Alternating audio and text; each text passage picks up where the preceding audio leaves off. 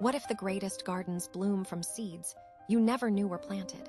Elara was a woman of quiet strength, whose life was a tapestry woven not from her own ambitions, but from the vibrant threads of others' dreams. From the moment she married Arthur, his career became her project, his aspirations, her daily devotion. She was the anchor for his soaring sales. Every late-night report, every crucial presentation, every demanding travel schedule, Elara meticulously managed the unseen details, ensuring Arthur's success. She understood the rhythm of his work, the unspoken pressures, and crafted a home that was both a sanctuary and a silent engine for his achievements. Then came Lily, their daughter, a bright, creative spark who saw the world in colors and melodies that only Elara truly seemed to hear. Elara quickly became the tireless champion of Lily's burgeoning artistic spirit, investing hours into finding art classes and nurturing every tiny masterpiece. Her own youthful dreams of becoming a textile artist, of weaving stories into fabric, slowly receded, replaced by the vivid hues of Lily's paintings. She found profound joy in their triumphs, a deep satisfaction in seeing them flourish, believing her purpose was to cultivate their happiness. Elara's days were a continuous cycle of giving, of anticipation, of selfless service that left little room for personal pursuits or reflection. Arthur, immersed in his demanding profession, often spoke of Elara as his rock, his better half, without fully grasping the depths of her sacrifice. Lily, too, absorbed in her vibrant artistic world, saw her mother as the unshakable foundation, the ever-present source of encouragement and comfort. Her own garden, the metaphor for her inner world and untapped potential, remained largely unwatered, its seeds dormant beneath the surface.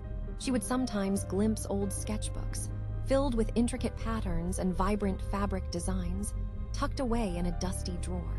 A fleeting moment of wistfulness, then the present call of duties would pull her back, the needs of her family always taking precedence. Arthur's promotions came steadily, each one bringing more responsibility, more travel, and an even greater demand for Elara's organizational genius at home. She mastered scheduling, managed finances, hosted clients with grace, always ensuring Arthur could focus solely on his demanding professional life. Lily blossomed into a prodigious talent, her artwork gaining recognition in local exhibitions, her university applications filled with glowing recommendations. Elara spent countless hours driving Lily to classes, buying art supplies, and staying up late to help with challenging projects. She became an expert on art history, not for herself, but to better understand Lily's inspirations and provide insightful, gentle feedback. The house hummed with the energy of their pursuits, while Elara moved through it like a silent, indispensable current, powering everything. She once considered enrolling in an evening weaving workshop, a small indulgence, but the timing never felt right, the cost always a concern. There was always a school trip to fund, a new software for Arthur's office, or an unexpected household repair demanding her attention. She never voiced these quiet deferrals, never felt resentment. Her heart genuinely found its rhythm in supporting those she loved most.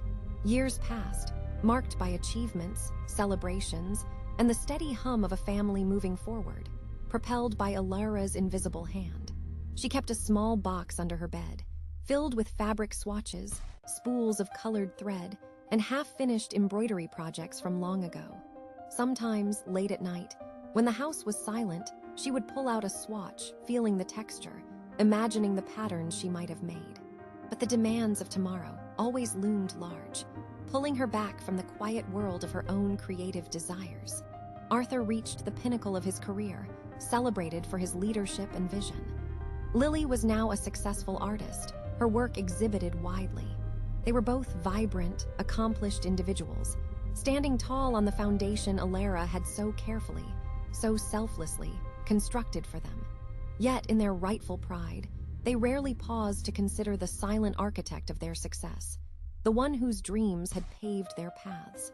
Elara's own small wishes, like a quiet afternoon to sketch or a new type of yarn, often went unmentioned, then forgotten.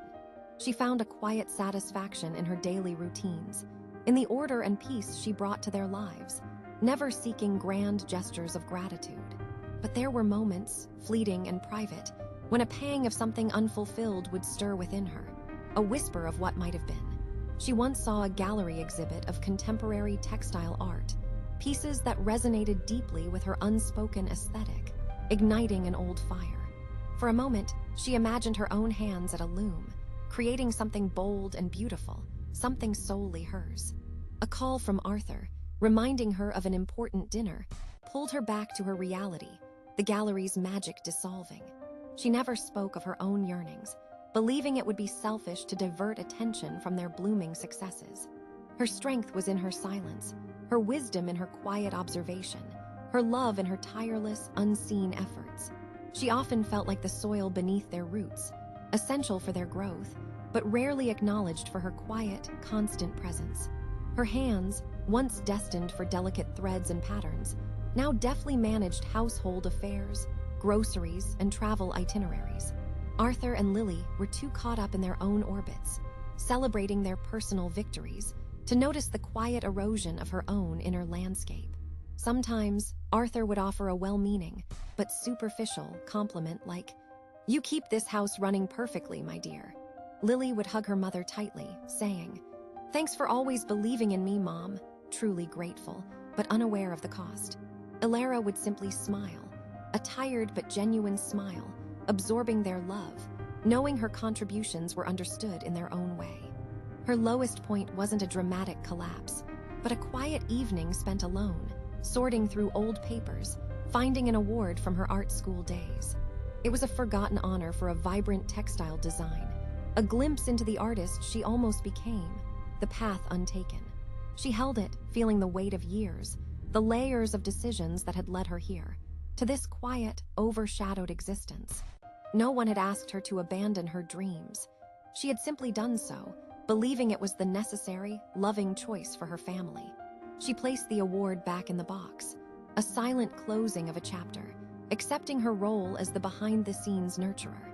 The feeling wasn't regret, not exactly, but a deep, quiet awareness of a path less traveled, a self less explored. She understood that sometimes, love meant pouring yourself into others, even if it meant your own cup remained partially empty. Elara continued her steadfast role, her gentle hands guiding, supporting, and tending to the gardens of Arthur's ambition and Lily's creativity. She lived her final years with the same quiet dignity and unwavering devotion, her presence a constant, comforting warmth. And then, as peacefully as she had lived, Elara passed away, leaving behind a silence that was deafening in its unexpectedness. Arthur and Lily were heartbroken, shattered by the loss of their beloved wife and mother, the center of their world. In the days and weeks that followed, a profound realization began to dawn upon them, slowly, like the first light of morning. Without Elara, the meticulous order of their lives began to fray. The seamless flow of their days was suddenly disrupted. Arthur struggled with forgotten appointments, misplaced documents, and the simple logistics of managing a demanding schedule without her silent assistance. He found old binders Elara had organized, filled with color-coded notes, research summaries, and meticulously indexed client information. Each discovery was a revelation, a testament to the thousands of hours she had poured into making his professional life effortlessly smooth. Lily, too, found herself adrift in her creative process, missing her mother's gentle critiques, her unwavering belief. She unearthed a box of her childhood drawings, each carefully dated and annotated by Elara, with encouraging notes in the margins. Lily remembered how Elara would sacrifice her own quiet time to take her to distant art supply stores or obscure galleries. It was then that Lily truly understood the breadth of her mother's sacrifices, the unseen labor that had fueled her own artistic journey. Arthur, sitting in his perfectly ordered office, realized that every success he had achieved was a direct harvest from Elara's diligent cultivation. His rock was not merely steadfast. It was the entire foundation, meticulously laid, brick by invisible brick, for decades. Lily, now a celebrated artist, understood that the vibrant colors and bold strokes of her paintings were echoes of her mother's quiet encouragement.